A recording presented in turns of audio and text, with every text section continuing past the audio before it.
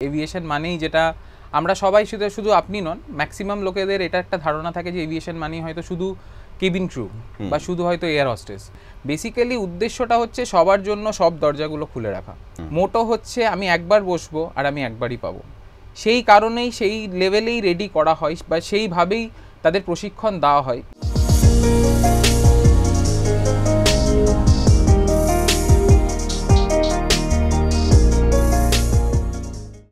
আকাশে ওড়ার স্বপ্ন কে না দেখে।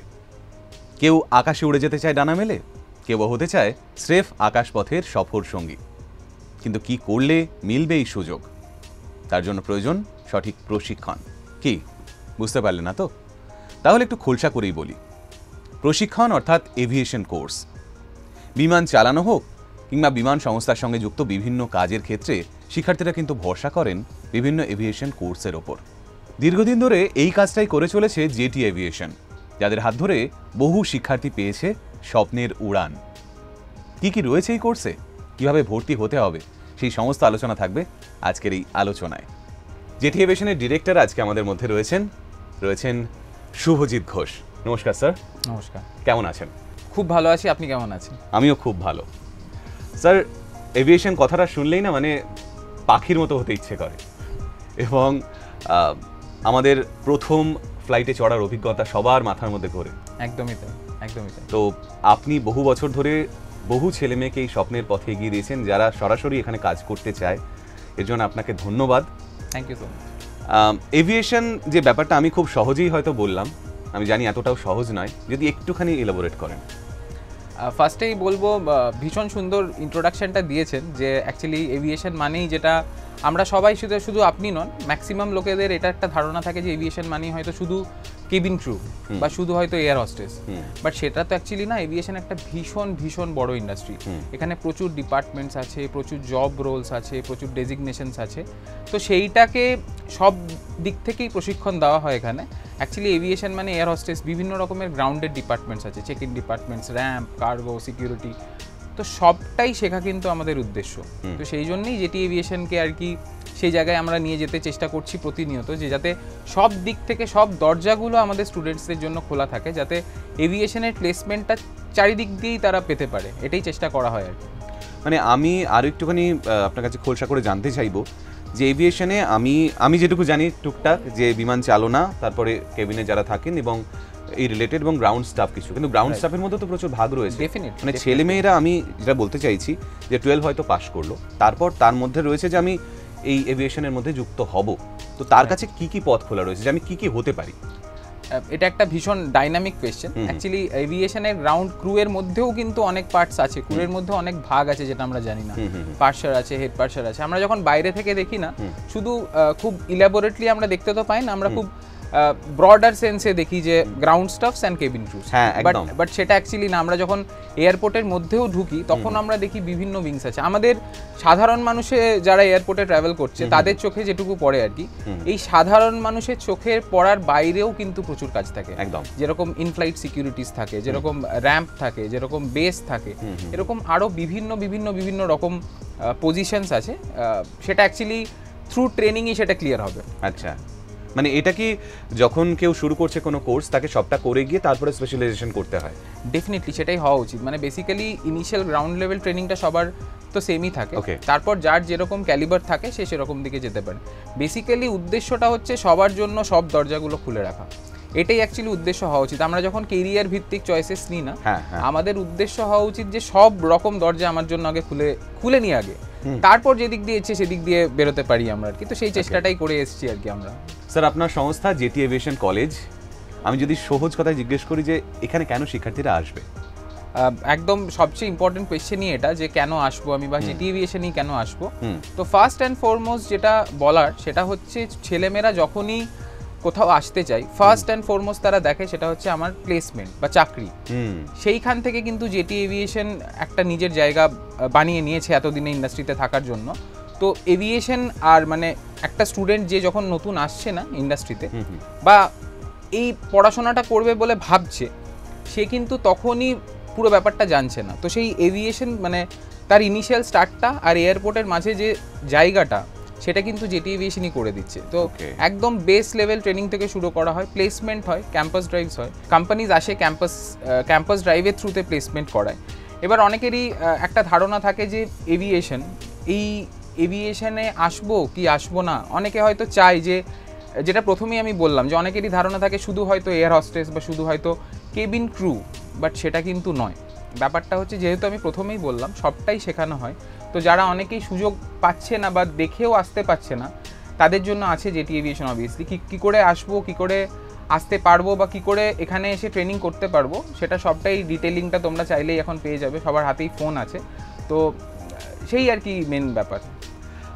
যদি সুযোগ সুবিধার কথা জিজ্ঞেস করি আলাদা করে, হ্যাঁ, আরও একটা খুব ইম্পর্টেন্ট কথা বলবো, প্লেসমেন্ট ছাড়াও যেটা আছে সেটা হচ্ছে যে আমরা যে সার্টিফিকেটটা পাই সেটার ভ্যালুয়েশনটা আমাদের চেক করতে হয়। তো জেটি এভিয়েশন কিন্তু AICTE অ্যাপ্রুভড অ্যান্ড ম্যাকআউট দ্বারা অনুমোদিত আমরা আর কি। তো সেই জন্য যে সার্টিফিকেটটা স্টুডেন্টসরা পায় সেটা কিন্তু শুধু একটা পার্টিকুলার এরিয়া নয়, গ্লোবালি অ্যাকসেপ্টেড। আমরা AICTE অ্যাফিলিয়েটেড, আমরা ম্যাকআউটের আন্ডারে আছি, আমরা NSDC অ্যাপ্রুভ। তো এই যে সার্টিফিকেশনসগুলো আছে না, সেটা কিন্তু জেটি এভিয়েশনের কাছে আছে, এবং সেই জন্য যে সার্টিফিকেটের ভ্যালুটা সেটা কিন্তু কয়েক গুণ বেড়ে যায় এই সার্টিফিকেটের জন্য। আর যেটা আপনি আমাকে একটা কথা বললেন, মানে যে এভিয়েশনে কেন আসবে, যেটা আমি কিছুক্ষণ আগে বলছিলাম, যে অনেক রিমোট এরিয়া স্টুডেন্টসরা থাকে যারা হয়তো এই সুযোগটা পাচ্ছে না যে কিভাবে আসবো বা কিভাবে আসতে পারবো। অনেকের একটা চিন্তাধারা থাকে যে এভিয়েশন মানে প্রচুর খরচা, কিভাবে পড়াশোনা করব, কিভাবে আমি চালাতে পারবো। অনেক বাবা মা হয়তো ছেলে মেয়েদের পড়াতে চাইছেন কিন্তু সেই সুযোগটা পাচ্ছেন না। তো তাদের জন্য বলবো জেটি এভিয়েশন অবভিয়াসলি এডুকেশন লোনের সুবিধা তো আছেই, এছাড়াও যেটা আমাদের ওয়েস্ট বেঙ্গল গভর্নমেন্ট যে সুবিধাটা করে দিয়েছে স্টুডেন্ট ক্রেডিট কার্ড স্কিম, তো সেটা দিয়েও কিন্তু ছেলেমেয়েরা এখানে পড়াশোনা করতে পারছে। তো তাদের স্বপ্নটা আরও কাছে চলে এসছে আর কি। ওকে, আমি শুরুতেই যদিও বলছিলাম যে 12 পাসের পর অনেকেই এই দিকটায় ঝুঁকতে চায়, তো এলিজিবিলিটি কি থাকে নর্মালি? হ্যাঁ, মিনিমাম 12 পাস থাকে। আমাদের তো ডিফারেন্ট কাইন্ডস অফ কোর্সেস আছে, সেই ডিফারেন্ট কাইন্ডস অফ কোর্সেসের জন্য ডিফারেন্ট এলিজিবিলিটিস আছে। যেরকম ক্লাস 12 এর পরই একটা সেট অফ স্টুডেন্টস আছে, তারা চাই যে আমি এভিয়েশন নিয়েই পড়বো, তো তাদের জন্য BBA ইন এভিয়েশন অপারেশনস বলে যে কোর্সটা আছে, এটা কিন্তু full time degree course. Properly NEPর, এখন তো সব NEPর আন্ডারেই চলছে, তো NEPর যে রুলস অ্যান্ড রেগুলেশনস মেনেই এই কোর্সটা করা হয়। এটা ছাড়াও আমাদের ডিপ্লোমা কোর্সেস আছে, যারা একটা সেট অফ স্টুডেন্টস থাকে যারা ধরুন অন্য কিছু একটা ব্যাকগ্রাউন্ড থেকে আসছে, অন্য কিছু একটা ব্যাকগ্রাউন্ড থেকে এসে তারপর সাডেনলি তার মনে হয়েছে যে এভিয়েশন আসবো, তো তাদের জন্য কিন্তু ডিপ্লোমা কোর্সও আছে আর কি। তো এটা ভাবার কোনো অবকাশ নেই যে আমি দেরি করে ফেলেছি বা আমি একটা XYZ সাবজেক্ট নিয়ে অনার্স করে ফেলেছি আর এভিয়েশনে আসতে পারবো কিনা। তো তাদের জন্য আমার বলা যে হ্যাঁ, তোমাদের কাছেও সুযোগ আছে, তো তোমরাও আসতে পারো, সেটার জন্য আলাদা কোর্সও আছে। এবার অনেকের এটাও প্রশ্ন থাকে যে আমি যে এভিয়েশনে ডিগ্রি করব, একটা সাধারণ ডিগ্রি আর এটা ইকুইভ্যালেন্ট কিনা। তো এখানে তাদের জন্য বলতে চাই যে একদম ইকুইভ্যালেন্ট। এটা আরও বেশি অ্যাডভান্টেজিয়াস এই কারণ এটা কিন্তু সাধারণ যে ডিগ্রিটা কভার করছে BBA, সেটা তো এখানে কভার হচ্ছেই, এটার সাথে এভিয়েশনের স্পেশালাইজেশনটাও কিন্তু হয়ে যাচ্ছে একই সাথে।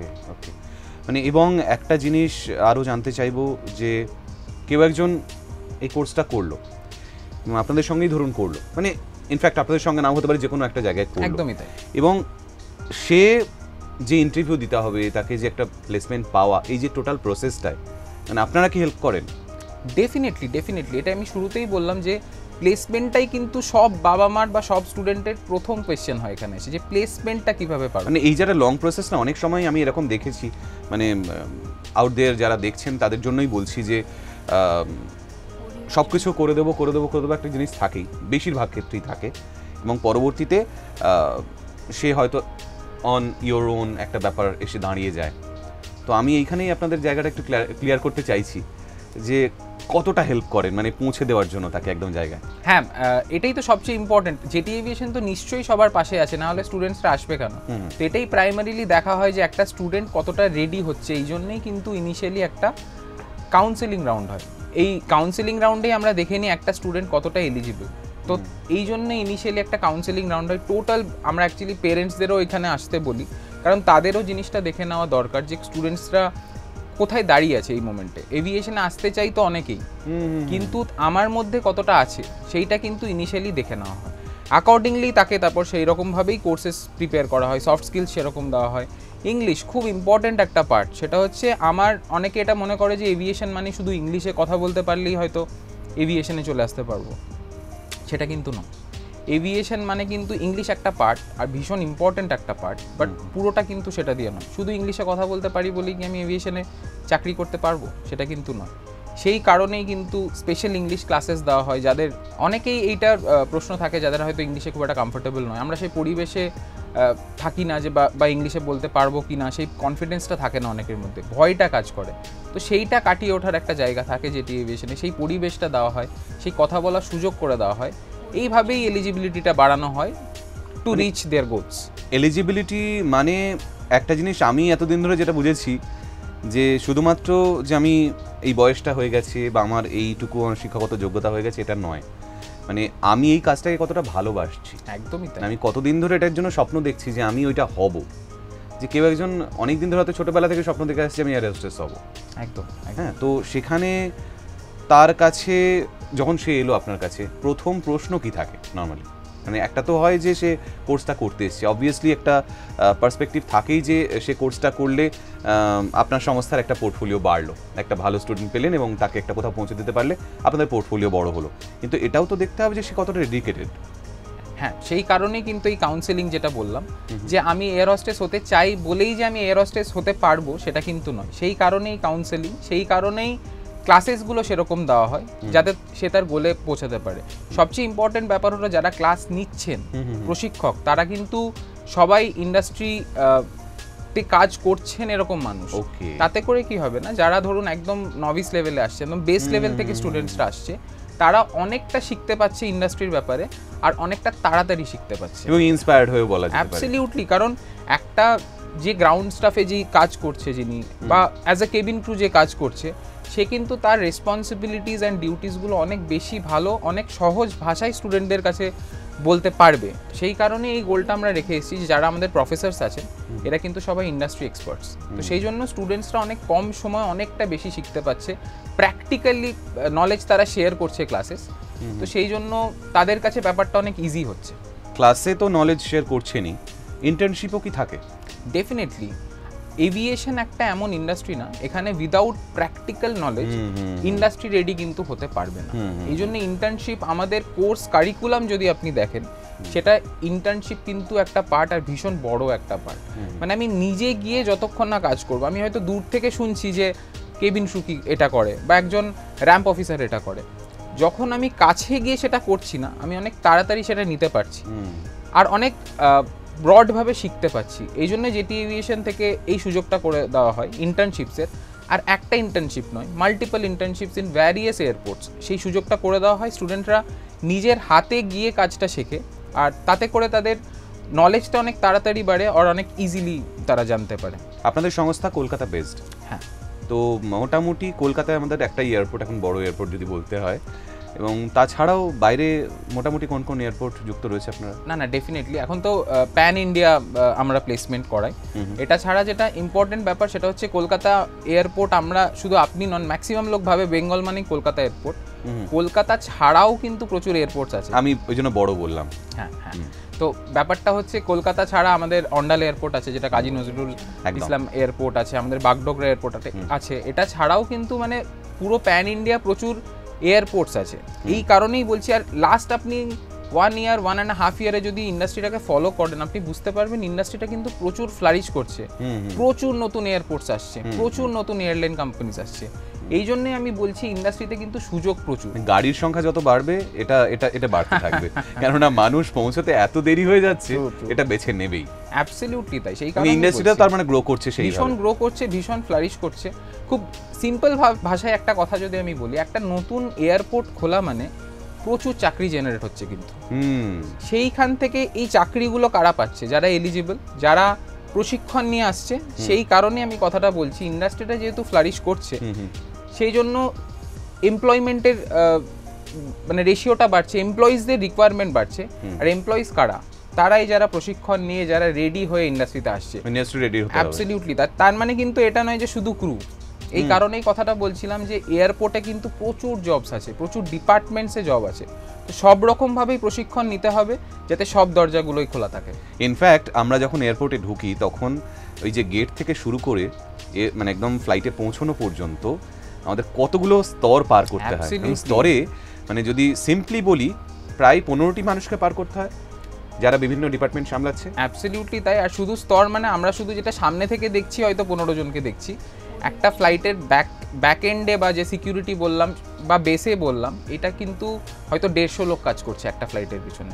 তো সেইটাই বলার, একটা এয়ারপোর্টে তো একটা ফ্লাইট উঠছে না, মাল্টিপল ফ্লাইটস উঠছে। সেই কারণেই বললাম ইন্ডাস্ট্রিটা ফ্লারিশ করছে, রিকোয়ারমেন্টস বাড়ছে। তো এভিয়েশন ইন্ডাস্ট্রিতে আসার এটা কিন্তু একদম সঠিক সময়, কারণ নেক্সট 5 ইয়ার্সে আরও ফ্লারিশ করবে, আরও ইন্ডাস্ট্রিটা বড় হবে, তো জব অপরচুনিটিস আরও বাড়ছে। এবং এখানে যদি অ্যাকচুয়ালি কেরিয়ার বানাতে চাও তোমরা, এটা কিন্তু সবচেয়ে ইম্পর্টেন্ট পয়েন্ট যে পড়াশোনাটাও কিন্তু করে যেতে হবে। এভিয়েশন ইন্টার্নশিপস বললাম, প্র্যাকটিক্যাল নলেজ বললাম, কিন্তু পড়াশোনাটাও কিন্তু করতে হবে। কলেজ নিজের 100% দেবে, সব সুবিধাটা পাবে, ইনফ্রাস্ট্রাকচার বলো বা ফ্যাকাল্টি মেম্বার্স বলো, ইন্ডাস্ট্রি এক্সপার্টস থাকছে, ইন্টার্নশিপস, এক্সকারশনস থাকছে বিভিন্ন জায়গায়, কিন্তু শুধু এগুলো দিয়ে কিন্তু হবে না। তোমার নিজেরও যে ইচ্ছেটা সেটা কিন্তু ইকুয়ালি থাকতে হবে। এটা কিন্তু একটা জয়েন্ট ভেঞ্চার কলেজ আর স্টুডেন্টের মধ্যে, মানে দুজনের মিলিত প্রচেষ্টায় একটা জায়গায় কিন্তু একটা স্টুডেন্ট পৌঁছায়, শুধু কলেজের কিন্তু একা হাত নয় বা স্টুডেন্টের একা হাত নয়। স্যার, আরেকটা ধারণা আমাদের মধ্যে রয়েছে, সেটা হচ্ছে আমার চশমা থাকলে আমি যেতে পারবো না এই ফিল্ডে। আরও একটা জিনিস আমাদের মনের মধ্যে আমাদের আন্ডার কনফিডেন্ট করে তোলে যে আমাকে দেখতে ভালো না। এই জিনিসটা, প্রশ্নটা অনেকের মধ্যেই থাকে যে আমি কি সত্যি সত্যি পারবো এয়ার হোস্টেস হতে, বা আমি কি এই ফিল্ডে যেতে পারবো। তো আপনি বহু মানুষকে দেখছেন, বহু ছেলে মেয়েকে দেখছেন, তাদের মধ্যে এই কনফিডেন্সটাকে গ্রো করানোর জন্য কি করেন, বা সত্যি সত্যি এটা প্রয়োজন হয় কি না? না, যেটা আপনি বললেন সেটার সাথে আমি কয়েকটা পয়েন্টার অ্যাড অন করে দিই। শুধু দেখতে ভালো না, এটা তো একটা ব্যাপার থাকে। একটা হয় ইংলিশ আমি পারি না, একটা হয় আমার চোখে চশমা আছে, পাওয়ার আছে। তো এরকম প্রচুর ভুল ধারণা থাকে, তাদেরই থাকে যারা ধরুন ইন্ডাস্ট্রিটাকে শুধু বাইরে থেকে দেখছে, যে আমি ইন্ডাস্ট্রিতে যাব, এইগুলো আছে, এই ভয়ে অনেকে পিছিয়ে চলে আসে আর ইন্ডাস্ট্রি অব্দি এসে পৌঁছাই না, বা কলেজ অব্দি এসে পৌঁছাতেই পারছে না। তো আমার একটাই কথা বলার, যে শুধু আমি দেখতে সুন্দর বলেই বা শুধু আমি ভালো ইংলিশ বলেই কিন্তু একটা কোম্পানি একটা সেই পজিশন দিতে পারবে? একদমই না। কারণ আমার মেন যেটা দেখার সেটা হচ্ছে আমার নলেজ অ্যান্ড স্কিলস, এইটা আমার কতটা আছে। যদি এইগুলোতে আমি পারফেক্ট হতে পারি, যদি এইগুলোতে আমি নিজেকে সেই লেভেলে নিয়ে যেতে পারি, এগুলো কোনো ব্যাপারই না, এগুলো কিছু ম্যাটারই করে না। এটা একটা ভুল ধারণা লোকের মানে হয়ে এসছে এতদিন ধরে, সেটা আমরা চেঞ্জ করার চেষ্টা প্রতিনিয়ত করে আসছি। আমাদের এরকম প্রচুর স্টুডেন্টস আছে যাদের সো কল্ড আমরা বলি ডার্ক কমপ্লেকশন, বা সো কল্ড আমরা বলি চোখে ভীষণ পাওয়ার, বা যেটা আপনি বললেন একটা ধারণা যে আমি দেখতে ভালো নই, এই ধারণাটা দূর করাই সবচেয়ে ইম্পর্টেন্ট ব্যাপার। এভরিথিং বয়েলস ডাউন টু একটাই জিনিস, সেটা হচ্ছে আমার মধ্যে কতটা কনফিডেন্স আছে, আমি কতটা কনফিডেন্টলি জিনিসগুলোকে ট্যাকেল করছি, বা কতটা কনফিডেন্টলি আমি একটা কোম্পানির ইন্টারভিউতে বসছি। আমি আরেকটা প্রশ্ন করতে চাইবো যে ক্যাম্পাসিং কি একটি ছেলে বা একটি মেয়ে একবারই পায় সুযোগ? না, ডেফিনেটলি সেটা নয়। অ্যাকচুয়ালি ক্যাম্পাসিং আমরা যেটা করি সেটা হচ্ছে যে মাল্টিপল ক্যাম্পাসেস হয়, কোম্পানিজ তো আসতেই থাকে, সেটা ব্যাপার নয়। আমি যদি চাই একটা ছেলেকে যদি 10 বার চাকরি পাচ্ছে না, বা একটি মেয়ে যদি 10 বার চাকরি পাচ্ছে না, সে 10 বার বসতে পারে, 20 বার বসতে পারে, বাট মোটো কিন্তু সেটা কখনোই নয়, কখনো ছিল না আর কখনো থাকবেও না। মোটো হচ্ছে আমি একবার বসবো আর আমি একবারই পাবো। সেই কারণেই সেই লেভেলেই রেডি করা হয়, বা সেইভাবেই তাদের প্রশিক্ষণ দেওয়া হয়। মোটোটা সবসময় হওয়া উচিত। এটা আমি শুধু আমাদের কথা বলছি না, আমি স্টুডেন্টসদেরও এই কথাটা বলছি যে তোমাদেরও মোটো এটাই হওয়া উচিত যে আমি একবার বসবো, একবারই পাবো, এই কনফিডেন্সটা থাকা উচিত। On the back of the mind যদি থাকে আমার কাছে আরও অপরচুনিটিস আছে, আমি আরও 10 বার পাবো, সেই অপরচুনিটিটা পাবে, কিন্তু এটা মাথায় রাখলে হবে না। মাথায় এটাই থাকতে হবে যে আমি একবার বসবো আর একবারই বের করে নেবো। প্ল্যান বি, আমরা একটা বলি না যে winners don't have plan B, তো আমরা সবসময় এখানে চেষ্টা করি যে উইনার্স প্রডিউস করার। তো প্ল্যান বি রাখতে আমি সবসময় সবাইকে মানা করব। এবার ব্যাপারটা হচ্ছে টাইমটা এতখানি চেঞ্জ হয়ে গেছে না এখন, অনেকে এটা ভাবে যে ক্লাস 12-এর পর পড়াশোনা করব বা ক্লাস 12-এর পর ক্যারিয়ার নিয়ে ভাববো, সেই টাইমটা হ্যাজ চেঞ্জড। এখন কিন্তু স্টুডেন্টসরা আর ভেরি মাচ ক্যারিয়ার ওরিয়েন্টেড, মানে আমি প্রিটি শিওর আমরা 12-এর পর ডিসাইড করেছি, 12-এর পর টাইম নিয়ে ডিসাইড করেছি যে কি নিয়ে পড়াশোনা করব। অনেক সময় তো আমাদের গ্র্যাজুয়েশনের পর করেছি আমি। অ্যাবসলিউটলি, আগে তো চোখ বুঝে শুধু গ্র্যাজুয়েশন করে নেওয়া হতো, এখন কিন্তু টাইম হ্যাজ চেঞ্জড। প্রফেশনাল কোর্সের জিনিসটা কিন্তু অনেকটা বেড়েছে, পরিসরটা অনেকটা বেড়েছে। তো এই জন্য আমি বলবো 12-এর তোমরা ডেফিনেটলি ভাবো, কেরিয়ার নিয়ে ভাবো। 12 তো ইজ ইম্পর্টেন্ট, 12-এর ভালো করে প্রিপারেশন নাও, বাট তার আগে বলবো কেরিয়ারটা সেট করে নাও, গোলটা সেট করে নাও, তারপর 12 দাও, অনেক ফ্রি মাইন্ডে দিতে পারবে। থ্যাংক ইউ স্যার, এত সুন্দর করে বোঝানোর জন্য। এভিয়েশন নিয়ে আমারও অনেক কোয়ারিজ দূর হলো, আশা করি আপনারা যারা এতক্ষণ দেখছিলেন তাদেরও কোয়ারিজ দূর হলো। এভিয়েশন আসুন, সুন্দর একটা ফিল্ড, নিজের কেরিয়ার করুন। নমস্কার।